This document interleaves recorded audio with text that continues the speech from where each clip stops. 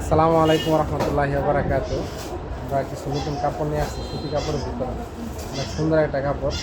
এই কাপড়টা দিয়ে মূলত নূর আলম ভাই একটা পাঞ্জাবি বানাবো, এর জন্য আমাকে রিকোয়েস্ট করতেছে সকাল থেকে। ফোন দিয়েছিল আমাকে যে ভাই একটা পাঞ্জাবির কাপড় নিবি, নিবো, গরমের ভিতরে পরে কেমন আরাম পাওয়া যাবে এরকম একটা কাপড় আমাকে দিয়ে। এখন দুইটা কাপড় অবশ্য কালকে আসছে নতুন কাপড়, এই কাপড় দুইটাই দেখাইতেছি। এখন কোন কালারটা নিয়ে বসে এটা আমার মানে কনফিউজের ভিতরে পড়ছে। এই যে একটা কাপড় হলো গোল্ডেন শেডের ভিতরে কাজ করা, এরকম কাজ সারা বডির ভিতরে কাজ। আরেকটা কাপড় হলো ব্ল্যাকের ভিতরে, এই যে ব্ল্যাকের ভিতরে। এখন কোন কাপড়টা বেশি চয়েস হয় আপনারা কমেন্টে বললে নূর আলম ভাই নিতে আর কি মানে পারবো, সহজ হবে আর কি।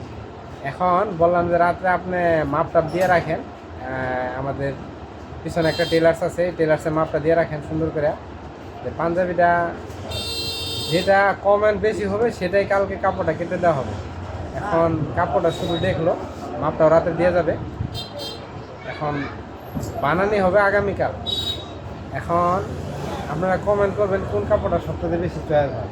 যে কাপড়টা বেশি কমেন্টে মানুষ কমেন্ট করবেন সেই কাপড়টা আমরা আগামীকাল বানানোর ব্যবস্থা করে দেবো নূর আলম ভাইকে। এর পরবর্তী ধাপে নূর আলম ভাই যে পাঞ্জাবিটা বানাইলো, এই পাঞ্জাবিটা বানানি বা এবং গায়ে দিয়ে দেখায় একটা ছবি তুলে আপনাদেরকে দেওয়া হবে। সবাইকে দেওয়া থাকলো এই সমস্ত নতুন কাপড় নেওয়ার জন্য। নূর আলম ভাই, আপনার অনুভূতিটা বলেন।